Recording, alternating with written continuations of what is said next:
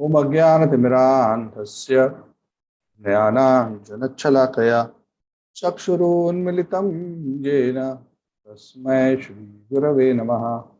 Shri Chaitanya Manohishtam Sthapitam Yena Bhutale Swayam Rupaha Kada Mayam Dadati Supadantikam Vandeham Shri Guroho Shri Yuta Padakamalam Shri Guru Vaishnavamscha Shri Rupam Sagarjatam Sagana Raghunathanvitam Tam Sajivam Sadvaitam Savadutam Parichana Sahitam Krishna Chaitanya Devam Shri Radha Krishna Padan Sahagana Lalita Shri Vishakhanvitamscha Hey Krishna Karuna Sindhu Dinabandhu Jagatpate Gopesha Gopika Kanta Radha Kanta Namostute Tapta Kanchana Gaurangi Radhe Vrindavaneshwari Vrishabhanusute Devi Pranamami Haripriye Pancha Kalpa Tarubhyascha Kripa Sindhubhya Evacha Patitanam Pavanebhyo Vaishnavibhyo Namo Namaha Jai Shri Krishna Chaitanya Prabhu Nityananda Shri Advaita Gadadhara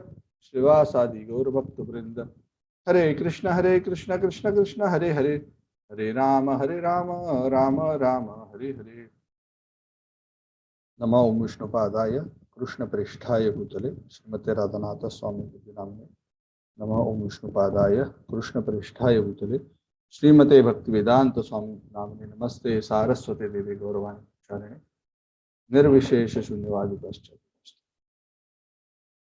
Ukam Karati Vachalam Pangum Langhete Girim Yat Kripatamaham Vande Shri Gurum Din Taranam Paramananda Madhavam Shri Chaitanya Ishwaram Hari Om Hare Krishna. So I want to jump straight into our PDF where we left off.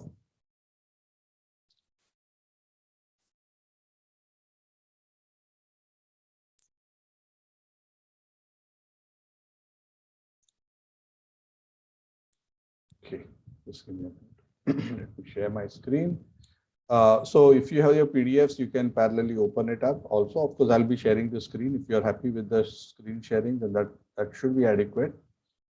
I'll strongly recommend that all of you print this booklet. It's not just around 100 pages, so 50-page booklet. You can keep it as a printed copy and do a simple spiral bind or even a stapled copy. And that will be a very good handy reference for you, handy guide for you. You can read it again and again until you have got a grasp of the topic. So let me know when you can see the document.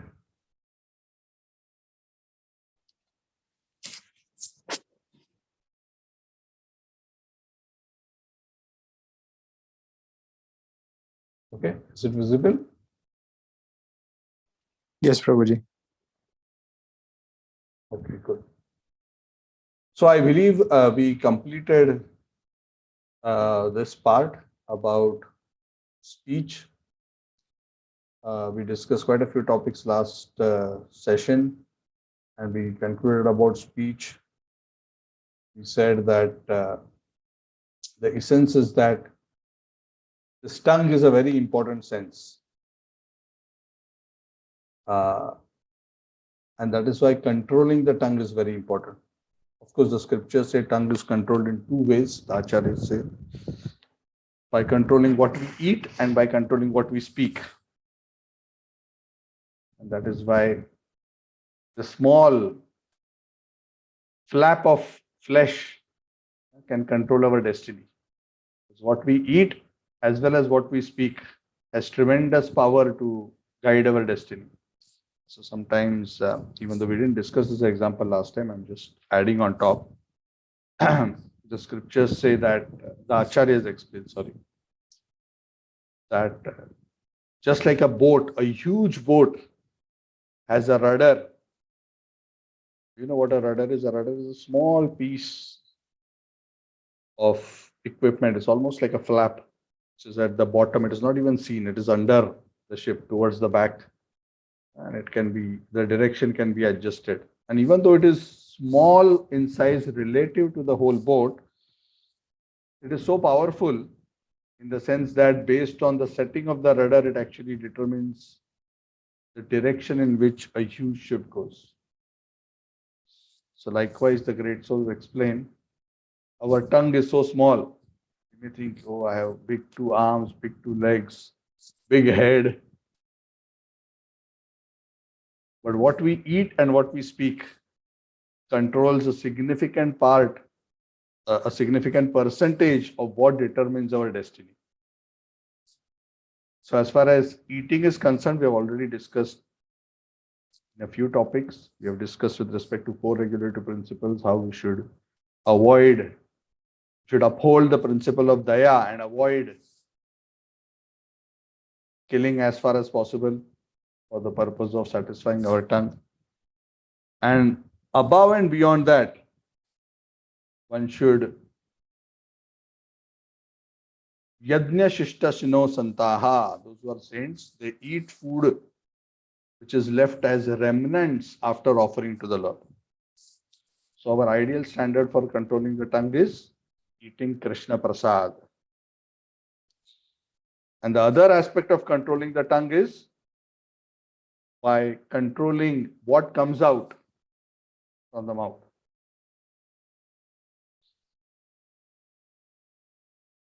So just like we can eat garbage,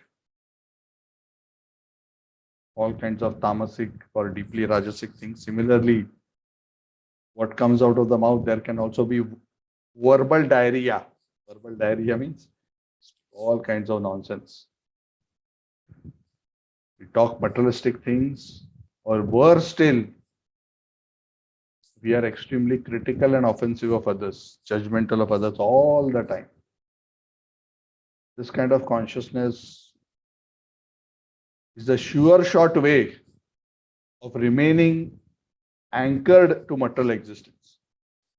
That's why control of the tongue is very, very important. So gradually, by training the tongue to eat Krishna Prasad and gradually training the tongue to chant the holy name, glorify the Lord, glorify the devotees, control the tendency to judge and criticize, gradually the tongue becomes controlled. This is a very, very important part, and we discussed quite a few things. So the summum bonum of what we discussed was avoid saying things which are offensive, speak things which are necessary, kind, right, speak about Krishna as far as possible, and whatever else is necessary for your day-to-day dealings. Do not spend extensive time discussing films, gossip, what is happening in another person's home, how everybody else is useless other than me. So all these topics are not going to be very helpful. Okay, so I want to move on. I want to discuss about preaching. So preaching, of course, is basically a topic which is focused on dissemination of Krishna consciousness. So let's go through the points and then we can have a holistic discussion, I think. It's not a very long section, is it? Quite a bit. Okay, fine. Never mind. Let's take it page by page. Let's see. Let's read through this page and then discuss. So one of the key points is preaching is not just about giving lectures. The best preaching is our actions and behavior. Why? Because actions speak louder than words. As the saying goes, your actions are speaking so loudly that I cannot hear what you are saying. Which means somebody can give big philosophical talk. It's not so difficult, right? Even Ravana at times has given philosophical talk. Even Hiranyakashipu at times has given philosophical talk. But what is their actual behavior? What is their character? Kamsa at times has given philosophical talk. Jarasandha at times have discussed philosophy. This is the characteristics of demons of India. Even the demons were well versed in philosophy.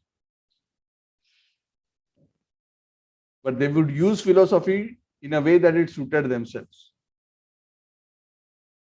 So preaching is not just about telling others. If we tell others something, but we ourselves show a massive discrepancy between what we speak and how we are living. So let's say I'm speaking about 4 regulative principles, then and after that, next week you find me coming out from a bar with a bottle in my hand. So what is this? He's saying something, he's doing something. So that kind of preaching or speaking is not going to be impactful. And that is why, especially when it comes to teaching, of course, character of the teacher is important in all kinds of teaching. That is the Vedic standard. But all the more for a spiritual teacher, because spiritual teaching is not about just theoretical understanding or theoretical knowledge. Spiritual teaching is always aimed at character transformation. So if the teacher himself, the teacher himself cannot demonstrate some positive transformation in their own character, then how is that going to be of any inspiration to anybody else? We have seen many cases where there have been individuals who have been speaking or preaching to others, then eventually they went through a particular situation in life where they miserably failed to show the proper standard of behavior. In such cases, we see clearly that those who are attending their classes, they stop attending because they just cannot reconcile that how can a person who speaks such lofty things show this kind of a behavior. And that is to be expected. And that is why Lord Chaitanya also says those who do not show proper behavior, they actually become a laughing stock.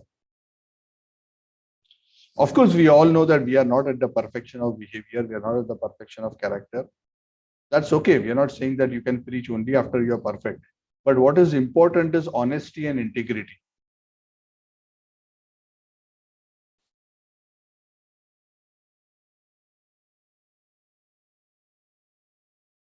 That it is very important that if there are certain areas where we are not up to the mark, then we can be honest about it. It's okay. So many times you will see, many times I will also say, that please do not understand that just because I'm saying like this means I am perfect. Because I have to admit, the spiritual journey is work in progress. So to admit, yes, it's not that everything that is being spoken necessarily I am perfect in it. And that's okay. One can still share. One doesn't have to be perfect, but one cannot portray oneself to be something that one is not. And then eventually people find out that there is actually a huge gap. I hope that point is clear. We can discuss a bit more later if you want. And always when we preach, the second point is our preaching. The focus of our preaching is to transform the heart of the person to whom we are preaching. It is not about defeating somebody. It is not about showing somebody, I am so great and saintly and you are so sinful. See, we are not preaching in a condescending attitude. If preaching is not rooted in a desire to help, in a desire to serve, and compassion at some level, we may not be deeply compassionate at our level of advancement, but at some level, compassion meaning a desire to help elevate the other person out of his suffering. If that is not there, then that is not going to be very effective. Preaching is always effective to the extent our motivation of preaching is pure. because we always become instruments of compassion in the hands of the Lord. And based on how our consciousness is in terms of approaching others, Krishna will accordingly empower us to become instruments of his compassion and of his grace.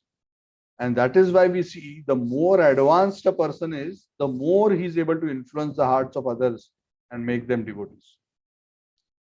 Because the grace of Krishna flows through them in a better way, and Krishna uses them as instruments.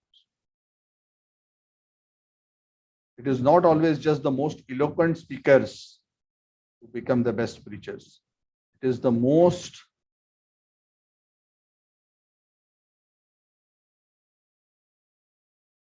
deepest, strongest charactered devotees. Character means who have very deep spiritual character, who have the most profound impact. So let's continue. So the point mentioned, third point is, this does not mean, of course, that we do not present our philosophy properly. Of course, we must be very conversant with the philosophy, and one must present the philosophy as we have heard it. One should not concoct, but one must faithfully present what he has studied and heard. Studied from the scriptures, from Prabhupada books, and as what we have heard from our seniors, we should humbly present it after having understood it, so that others can also assimilate the subject matter. At the same time, it is our emphasis is not too much on being scholarly. So there is no need to read so many other books and read so many other philosophies to preach. We are not interested in becoming a intellectual scholar. Our focus is on understanding the essence of Krishna consciousness. That's why repeatedly the Acharyas tell us, Kali Yuga, if you can deeply read and study a few books, especially the Gita and the Bhagavad, and after that the Chaitanya Charitamrita, that is adequate. Because that is everything you need to become a pure devotee. And ultimately, this particular statement, the humble servant of the spiritual master is the best teacher. Which means the devotee, when he's preaching, he always presents himself as a servant of the spiritual master. He always thinks that actually my spiritual master is preaching. I'm just representing him here on his behalf to convey the message I have received from him to others. I'm not the preacher, my guru is the preacher. So that is the consciousness with which a preacher preaches. Rup Goswami in Bhakti Rasamrita Sindhu has very nicely presented what is the principle of preaching. It says, Yena kena prakarena manah Krishna niveshayeta. Which means somehow or the other, one must think of Krishna. Or when we are preaching to others, we must help others to think of Krishna. So ultimately, what will change people's heart is not simply the philosophy, but how we have imbibed the philosophy and how we are displaying in our lifestyle, in our behavior, the philosophy that we have learned. Because that is the real inspiration. What people want is to see the philosophy of Gita and Bhagavad as a practical, lived model in this world. That's what people want. Because people know so many verses, but they have no idea how does that translate into living in this world. So the ideal preacher is he who through his own life, even though he or she may be a professional, a mother, a father, a son, wife, student, no matter what the role is, how they are balancing both the material and spiritual duties and spiritualizing their material activities. That role model is what the world wants to see. So that is why it is important. Our preaching should generally be done in a humble attitude and not in the attitude of superiority. I think we discussed this, correct? Because the reality is, even though some of us may be preaching, the reality is that we are not, realized souls. Yes, amongst us, some may be a few steps ahead of others, but none of us are pure devotees who have transcended the modes of material nature and become situated in Krishna Prema. So we do not take a condescending position. Condescending means where a person thinks himself to be superior and looks down upon others. You are fallen. I am so great. I've been devotee so long. You are just a new person. Like what we discussed yesterday, we may not know who's new and who's old. Because we are looking only at this lifetime. For some of us, this may be our first lifetime that we are connected to Krishna consciousness. But another person who has come to Krishna consciousness 10 years after we have been practicing Krishna consciousness, it may be his 10th life of practicing Krishna consciousness. Just that happens in his life's journey, he came at this point in time. So that doesn't necessarily mean, and that's why sometimes you'll be surprised how people come in contact with Krishna consciousness later, but make rapid advancement. And there are numerous such examples.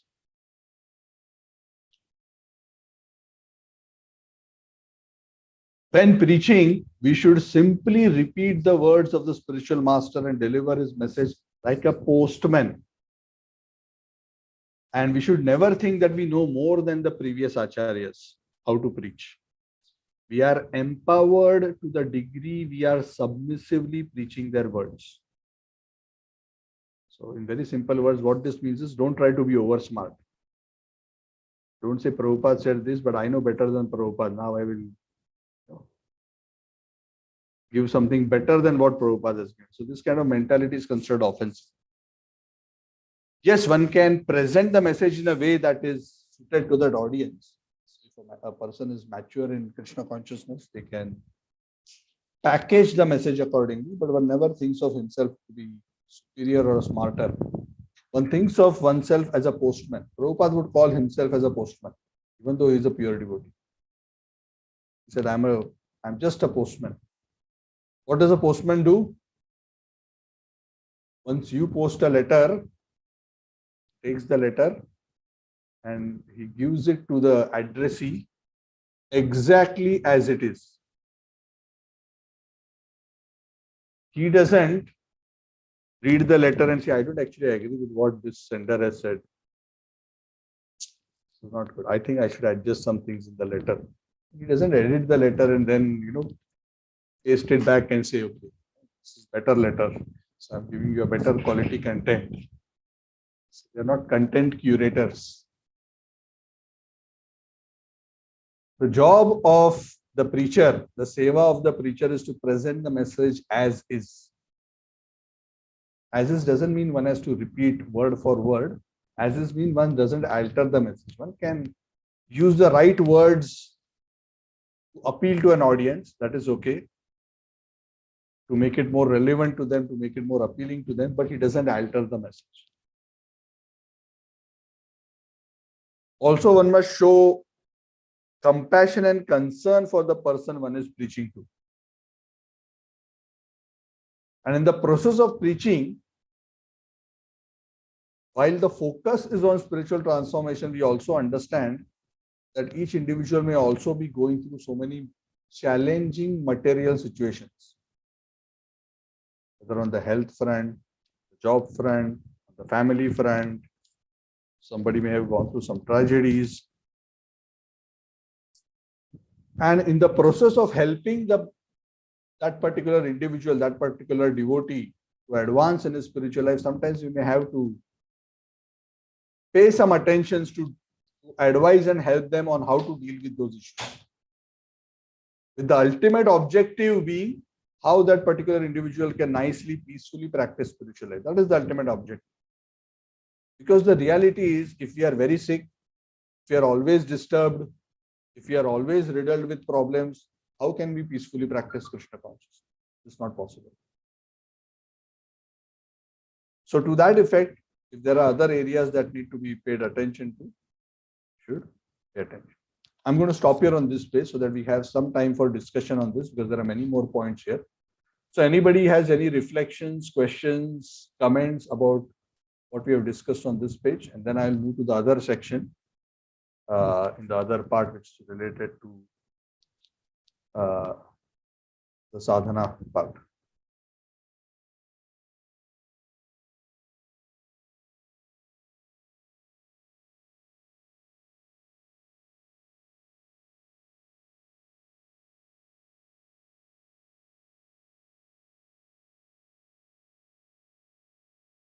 Okay, good. We go back to the sharing then. Okay, so I'm going to go to the next section, which is on association of devotees.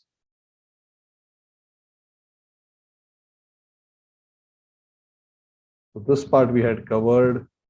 We had covered about dancing, about japa, about 4 regulative principles also we discussed last time, correct? Yes, we discussed both A and B. Of course, if you have questions on A and B, on any aspects, we can always discuss, because it's a very important part. And just so that you all know, especially those who are very new, Krishna consciousness, just so that you all know, in the parampara, actually in any parampara, authentic parampara, where one accepts the spiritual master, receives initiation from the spiritual master, from the spiritual master. The spiritual master typically gives some rules and regulations and some sadhana for the disciple to follow. The disciple has to continue following that for his life. So within the International Society for Krishna Consciousness, the spiritual master gives the holy name, which is the chanting of the Hare Krishna Maha Mantra. Hare Krishna, Krishna Krishna, Hare Hare, Hare Rama, Rama Rama. And along with that, chanting of 16 rounds of the Hare Krishna Maha Mantra every day. That is the expectation. For those who want to take initiation. Sometimes when we hear about 16 rounds, we wonder, my God, how is that even possible? When I first heard about it, I also thought like this. How is it ever possible? I will never ever in this lifetime or for many lifetimes become ever able to dance 16 rounds every day. But I have been doing that for last almost 30 years now. So over time, when we continue associating with devotees, follow the process, our spiritual strength or our capacity to execute sadhana also increases. So don't be overwhelmed if you think, wow, this is such a daunting task. Don't worry. I'm just sharing this with you right now, just so that you are aware.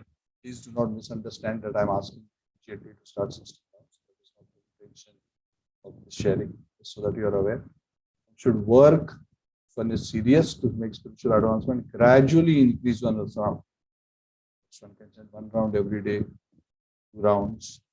1 round means 108 mantras on Japa Mala. That's 16 times, 16 into 108. And the other vow one is expected to take at the time of initiation is that one will follow the 4 regulative principles for the rest of his life. No meat eating, no intoxication, no gambling, and no illicit sex. So this also we discussed. And we discussed also why this is important, because not that this by itself is a great spiritual practice. No. Following the 4 regulative principles essentially means avoiding sinful life, avoiding Rajogun, Tamogun. So this is about just coming to the basic platform of human life,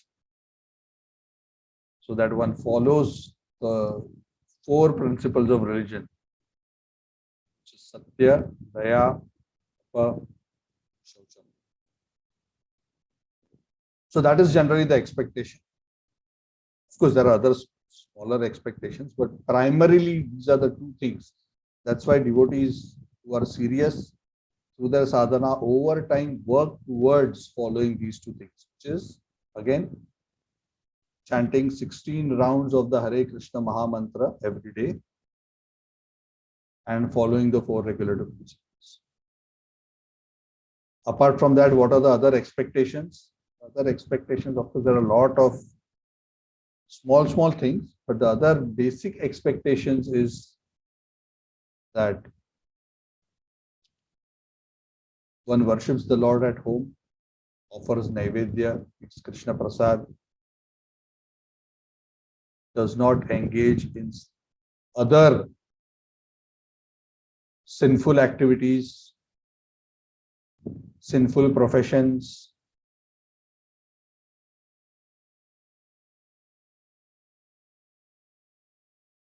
and in general is a well-behaved, well-charactered individual. So there are other smaller things, but these are the principal things. So this we also discussed last time, so I don't want to go more details. If there are any questions, you can raise your hand and you can ask. Anybody wants to bring up something? We did have a lot of time last time about this topic before we go to the next section.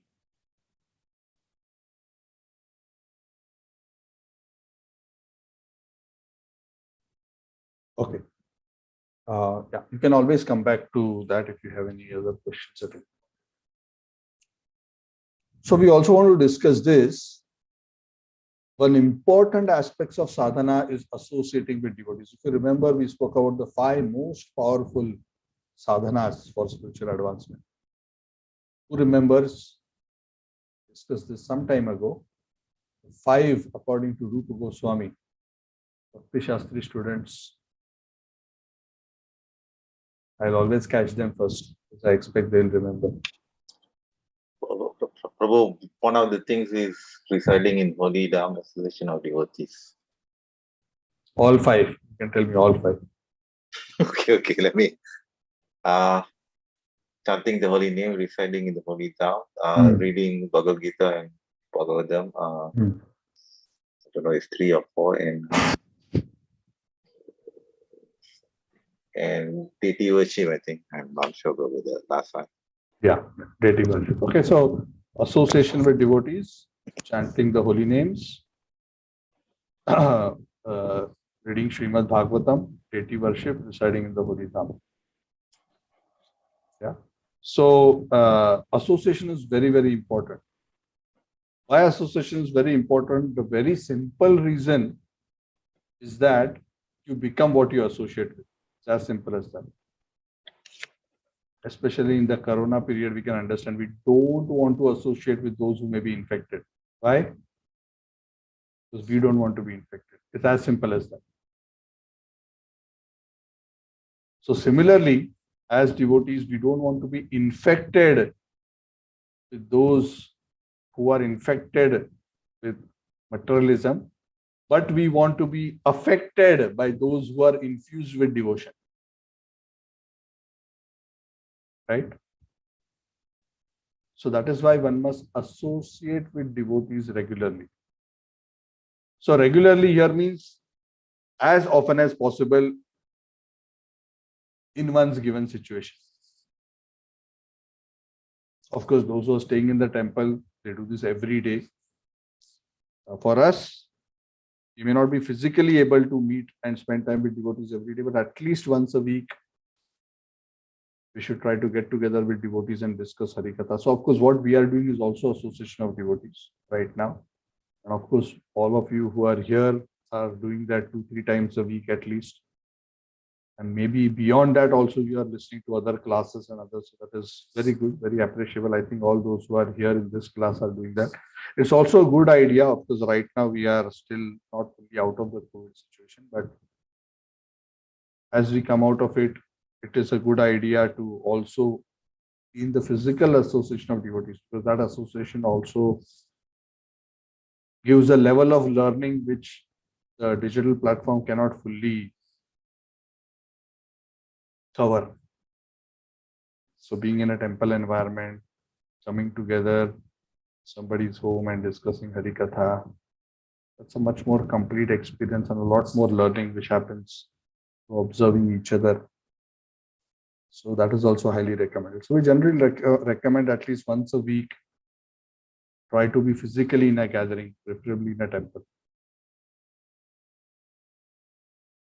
The more one associates with sincere devotees, the keyword here is sincere. It's not just about associating with somebody who puts tilak and wears kurta or sari and blouse. Of course, that is nice and that is good and desirable, but that is not adequate. It's about those who are, those in whose heart the fire of Krishna consciousness is blazing. We want to associate with them because we want our fire to get ignited. So the more sincere devotees we associate with, the faster one will progress Krishna consciousness. And the essence of satsang is not simply about coming together. So it's not that five devotees come together and go together to see a movie. That we had wonderful association in GSC cinemas while watching whatever XYZ latest movie. And we had wonderful association. We had popcorn and coke together, and it was so nice. So that is not the idea of association. The idea of association is not about just individuals who label themselves devotees just physically gathering together in a location. The essence of association is that individuals come together for the purpose of jointly doing kirtan, katha, and serving the Lord and the devotees. So that is the basis. And that is why whenever devotees get together, we should avoid prajalpa or mundane talk, and one should focus on katha, kirtan, seva. When one is in a satsang, one should humble oneself, submissively hear, and one should not be eager to simply speak. Of course, in this particular platform, I have monopolized the speaking because this is the mode of ours is a class environment, so it's a different issue. But otherwise, when we are in an environment, a temple, or when we are getting together with devotees, the spirit of satsanga is that we are eager to learn and hear. You're not always there just to go and show off. I know this, I know this, I will tell you this, I will tell you that. Of course, one can be eager to share what one has heard, and that is nice, but it should not be done in a spirit of showing off. And one must simultaneously be eager to hear. So one goes in the association to take inspiration to learn. Association of devotees is our most prized possession, without which our life becomes dry and meaningless. One is sure to drift from Krishna consciousness if one does not regularly associate. We have discussed this so many times across our Bhagavatam. So I don't want to go too much into this, but you may recollect I have mentioned and discussed at great length in our Bhagavatam classes that even the greatest of pure devotees, they are asking Krishna for blessings. Say, give me the association of sincere devotees. And we discussed, I think, even in the last class, not yesterday's class, but I think the previous classes, both in Gita and Bhagavatam classes, we discussed how the greatest of devotees, they see the greatest pain in life to not have the association of sincere devotees. So those who are serious about spiritual life, they know the value of the association of devotees. And they consider that that is our most prized possession. So the reality is for conditioned souls like us who are not very advanced, it is very difficult to remain inspired in Krishna consciousness, remain strong in Krishna consciousness without association of devotees. It's very difficult, especially for newer devotees. which is most of us. It's very difficult, practically impossible.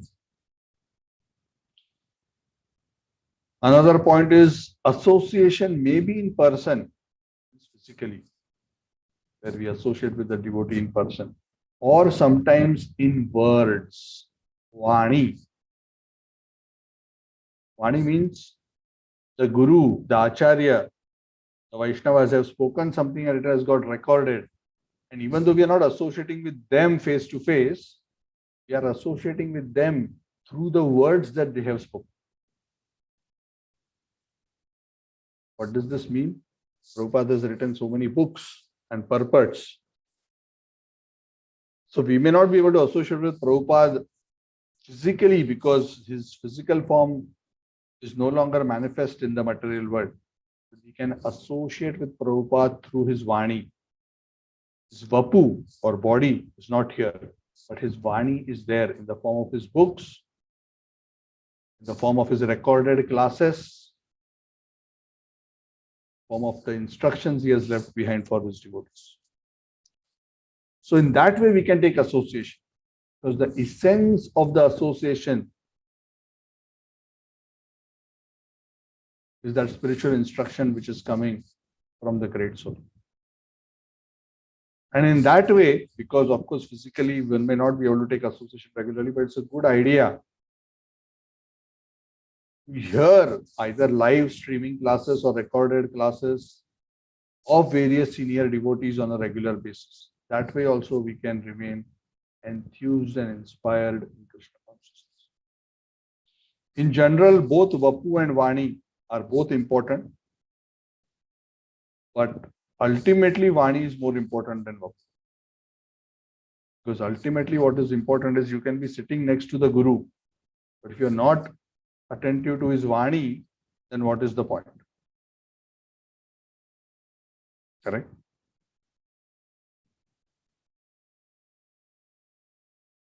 Satsanga will be meaningful when one tries sincerely to practice in one's life what one has carefully heard.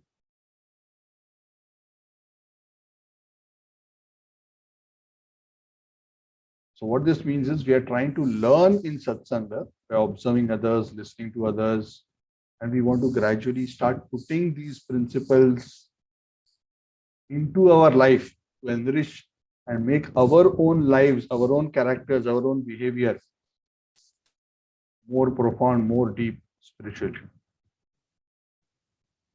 The last point is one should accept a counselor who can be a friend and guide. So what this means is it is always advisable that in our life we have, of course, some of us may have an initiating spiritual master, some of us may not have. But the point is, in reality, even if we have a spiritual master, initiating spiritual master, most of the times, spiritual master is not with us, next to us, or is not as actively engaged in our lives.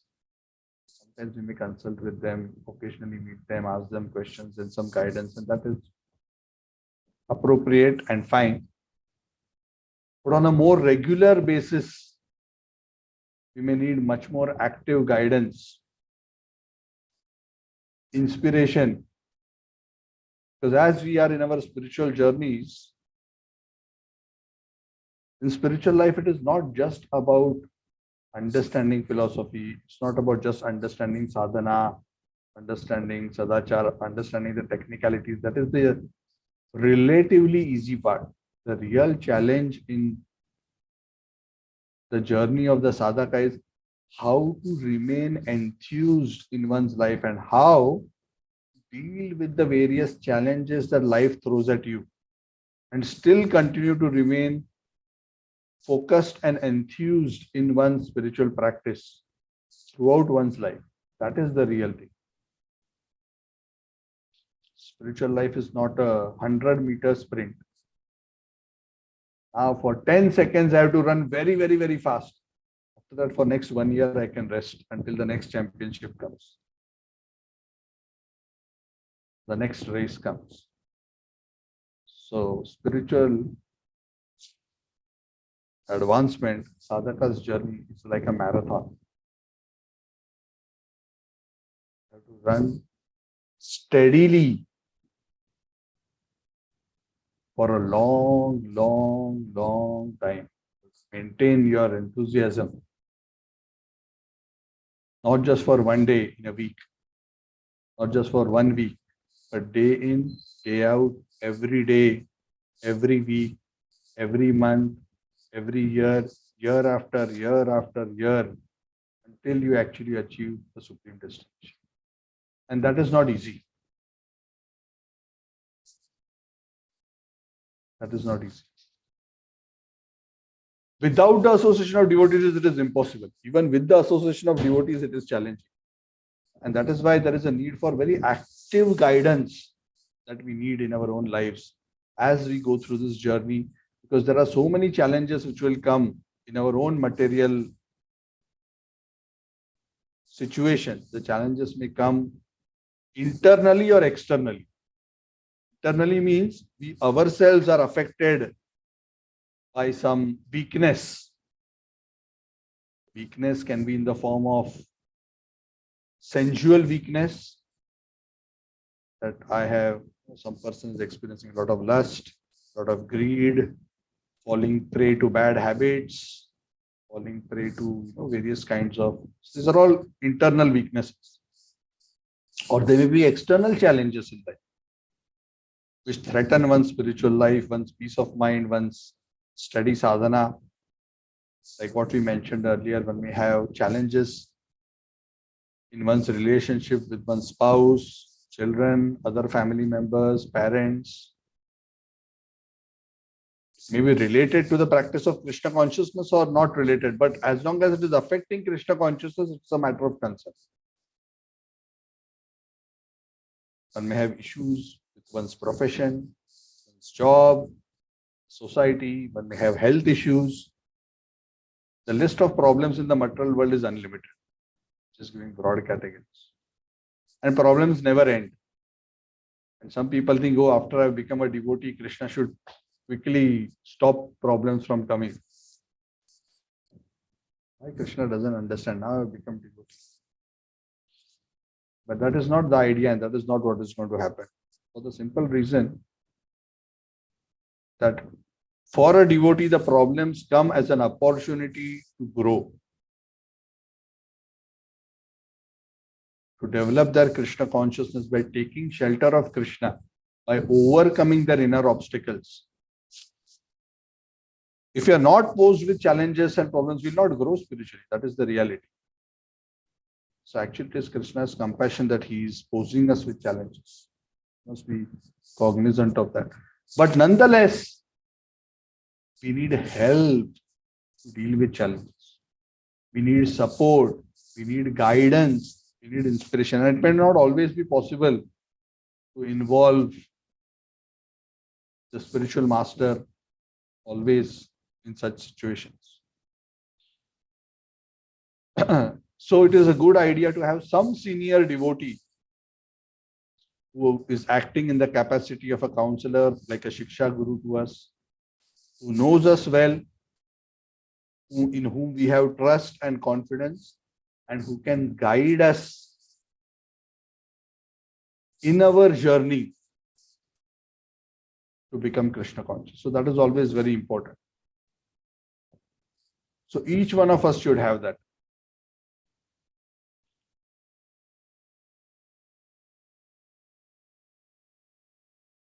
And life will pose various complex, challenging situations to us, not just at our this level, even for very senior advanced devotees, they become faced with certain such challenging situations that it becomes bewildering. What is the thing that I should do in this situation? So that is important. So that is what the last line means. So while in general, Sat Sanga is important for inspiration and guidance, what this line is trying to say is that above and beyond that, it is important to have some guide, mentor, spiritual counselor, Shiksha Guru, whatever name we may call it is fine, who will actively help, guide, inspire us on a regular basis. We have a strong relationship of trust, who knows us well, and who can guide us based on our situation. Because the point is, spiritual life is not like a reference book that you can say, okay, I have this problem, Google up the solution, apply it. Each person has his own very specific situation and circumstances. And while there are so many instructions in scripture, so many principles, how to exactly apply the principles of scripture to a particular situation to best deal with it in a Krishna conscious way is not easily apparent unless one is very mature in Krishna consciousness. It takes many, many years of experience to figure out what would be the right response. Okay, so anyway, this also is a very big topic, but please keep this in mind. Why I'm saying this, if you do not have somebody like this, you should seek out somebody like this from whom we can take guidance. And how, if we feel that, oh, I think I know somebody, then one should actually approach such an individual and express to them that, oh Prabhuji, oh Mataji, can I take guidance from you on whatever challenges, difficulties in my spiritual journey? Can I come and consult you, discuss with you? In that way I can make my own journey smoother. Just like, when we are in school, we are not just taking guidance from teacher, the professor. We also take guidance from our seniors. Sometimes maybe 1 year, 2 years ahead of us. Oh, what did you do? What for? Teacher has told this, but what did you do? How did you deal with this? How did you deal with that? How did you prepare for the exam? Which courses should I take? So many things we can learn, and we learn a lot even from those who are a few steps ahead of us. Right? So that is the spirit of this particular point. So always, no matter how advanced a devotee becomes, he never feels himself not requiring the association as well as guidance of other advanced souls. And this you will see throughout the Bhagavatam also. Correct? Vidura is a perfect soul. He is going to Maitreya and he is taking consultation. And Maitreya took consultation from, he took association of Uddhav. So you see, always great souls also consult. What to speak of others? Krishna had a counselor. Anybody knows who was Krishna's counselor? Sandipamuni? Sandipani Muri is his guru. But who was his active counselor in life? Balaram? I'm not sure, Prabhuji. Radharani. Radharani. Okay, what else? Let me see what other answers come. Lord Balram? Okay, what else? I'll give the answer later. Some Shamalaji says Vidura. Okay, you give answers, then I'll reveal the actual answer. Of course, one can take guidance from many individuals at various points in one's life, but who is famous as Krishna's counselor? Prabhuji, guesswork. Yogeshwara, who counsels him when he was in crisis, his own incarnation. Krishna is higher than Yogeshwara incarnation. Okay. Oh. Balaram, Bhishma, Vidura, various names coming. Okay. Any other tries? Okay, so the answer is like this. Let me look at the chat. Okay, so I'm not saying that Krishna is not consulted with any of this. So at various points, he may have consulted with all these individuals. So I'm not saying you are like wrong. But the person who Krishna, before any major decision, especially after he stepped out from Vrindavan, for any major decision, he would always consult with Uddhav,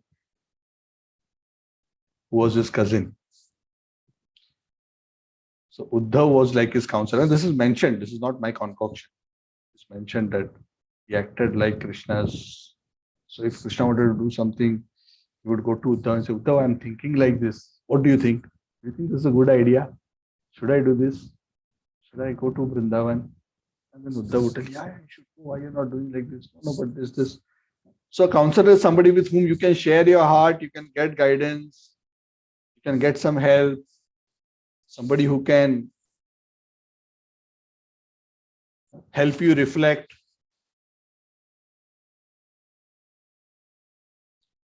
So that's something interesting. So even Krishna does that. So, yeah. So none of you are actually wrong in your answers. Because many people Krishna has consulted with. But Uddhava is famous for being Krishna's go-to person for guidance. Because Krishna lived in Vrindavan only for a short while. Most of his life was in Dwarka, right? Most of his manifest pastimes were in Dwarka. Over 100 years he has spent in Dwarka. And Uddhav was with him in Dwarka. Okay, anyway, I'm just opening up the floor again. Anybody has any questions? Anybody wants to add anything? Yeah, Hare Krishna Prabhuji. I have one question. What is the qualification for devotees like us to preach this message? Because we are at a neophyte stage. And what we preach, not necessarily we might be, able to pass on the exact message. There may be mistakes, right? Or we may not be able to interpret like at your level. Maybe we might be at very less level. And is it appropriate for people like us to preach someone? So, like what I had said earlier, see, one thing is we can start preaching at any level. Point number one. But the important thing is we should repeat what we have heard. If we have not understood the message deeply enough to paraphrase and present it properly, logically, in our own way, we may not be able to give a class, but we can share with others what we have learned, Krishna consciousness. We can speak to others and say, oh, this is what I learned, this is what I heard, this is so nice, this is so exciting, this is how this has benefited me. So preaching is not about giving elaborate philosophical classes. Like what we discussed today, preaching is about inspiring others to become Krishna conscious. So that inspiration may come by sharing philosophy, it can come by sharing stories, it can come by sharing your personal experiences in your own exploration of the Gita, Bhagavatam, in your own attendance of classes. What is it that you learned? What is it that you like? How it has affected your own life, your own, environment at home, your own overall level of happiness, peace. So all these are also preaching, correct? Because when others hear this, they may become inspired, become Krishna conscious. That's why preaching can even just be a one-to-one activity. So whatever you have understood, and for those who are here in this class, I can confidently say all of you know enough to preach. I don't think here there is anybody that whom I can say, no, you please zip your mouth. No, don't say anything. Actually, there's one interesting episode. Prabhupada was in the US. There was this one couple, Shyam Sundar Prabhu and Malati Mataji. So they had one daughter called Saraswati. Daughter was very young at that time. Probably 5, 6, 7 years old. I don't remember how. Very young. And when anybody would come to the temple, some visitor, she would run to that person, small girl. She would grab their attention and she would tell them, do you know? They say, yeah, what is it? Krishna is the supreme personality of Godhead. And then she would run away. That's all she would say. And Prabhupada says she's a perfect preacher. So she's exactly repeating the message without any adulteration. And that's all she knows. So that's enough. That's okay. And through her own charms, as a little innocent girl, she was influencing the hearts of the visitors and attracting them to Krishna. So that's preaching, right? She was not giving classes. When I was doing my engineering in Bombay University, at that time, by Krishna's grace, I stood first in Bombay University. So my spiritual master, His Holiness Radhanath Maharaj, is so happy. Actually, throughout my 4 years, I was doing very well I was almost topping in every semester, the university. So Maharaj, of course, was aware of that and he was always very happy. And he was happy not because of the marks per se, but he was happy because when others see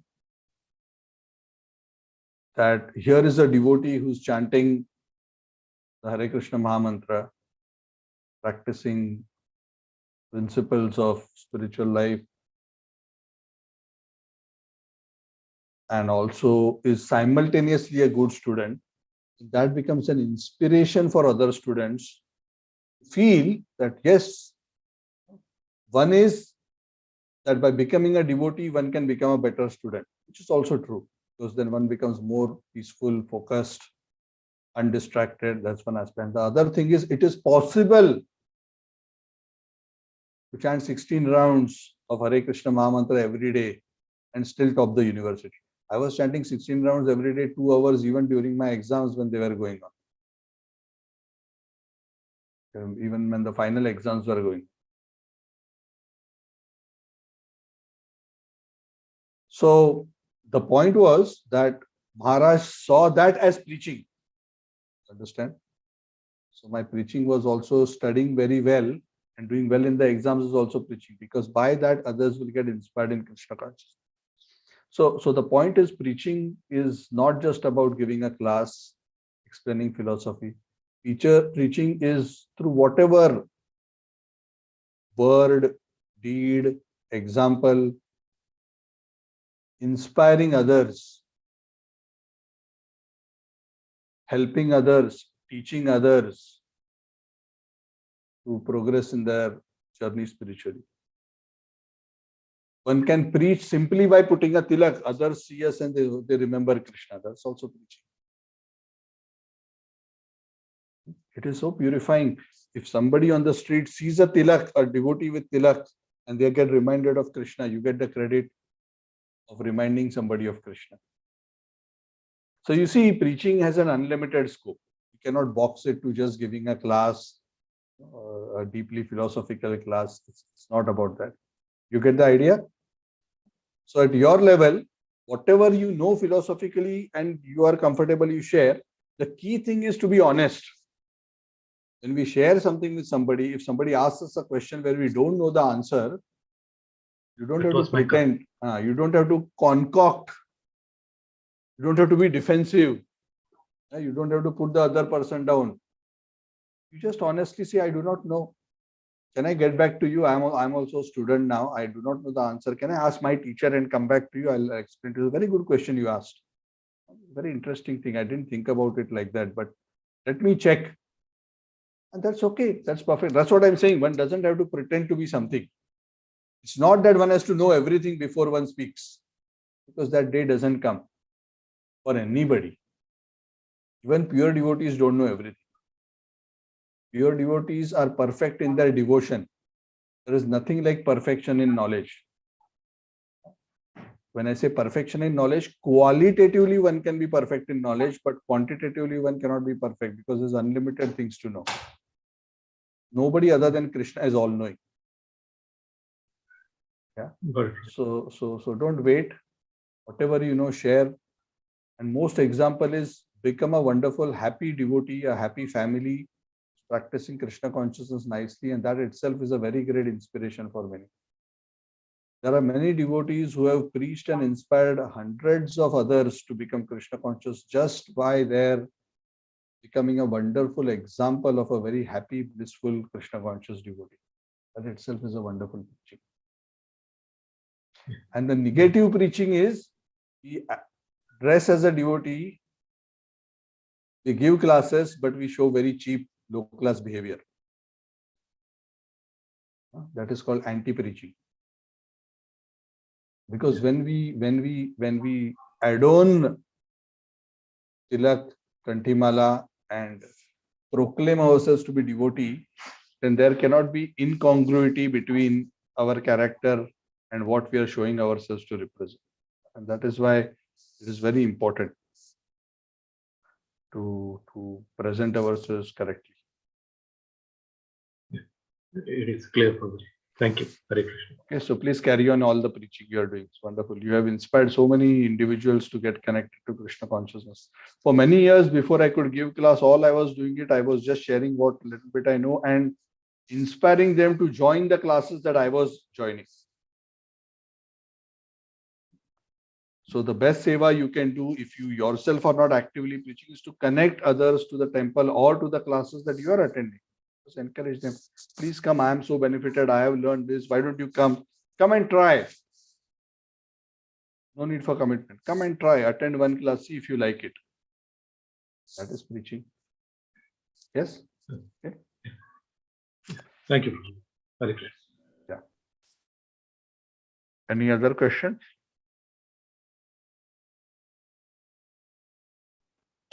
Hare Krishna, Prabhu. Yes, Sudhir Sundar Prabhu. Prabhu, I just want to add a point you were talking about Sure, getting right counselor and all this thing. I think sometimes it's important that if you're a Karasta couple, then your what counselor should be a Karasta couple. If you're a Prabhu, then it is good that I mean your counselor also should be a Prabhu and so on. So because then it will be kind of much more easier for them to sometimes they would have experienced some of the challenges that you are facing, and then will be much more easier for them to explain to you, because otherwise there could be a mismatch sometime. Yeah. So I just wanted to add that point. Yeah. Yes, that is true. So of course, when we want somebody to counsel us, then they should be able to relate to our situation, understand our situation, to be able to guide. That is important. And if we are a married couple, then obviously, in relation to situation about marriage, family, and other things, obviously, a senior grahastha can guide us better. Sometimes sannyasis may not be able to understand the intricacies, or they may not be equipped with that insight of grahastha dynamics to best guide us. They can definitely guide us philosophically, but they may not. Of course, over time, many sannyasis have developed expertise because they hear so many problems of so many grahasthas that they have developed that insight to guide grahasthas also. But the general point is that it's good to take guidance from those who can relate to our situation, understand our situation. That's why for married people, it's best to get guidance from others who are married, and preferably from those who are not mandatory, but preferably to those who have significant experience in that space. Of course, it's best if they are elder to us, but that is not a mandatory thing, because elder or vriddha is not just about age, it is about experience. Correct? Shukadeva Goswami was the youngest in the assembly. Only 16 years, not 16 years, whatever, but he was still very young. At that time, I don't know exactly how old he was. He was still quite young. But he was still the most vriddha, most elevated in knowledge and experience. So that is important also. Thank you, Prabhu. Anything else?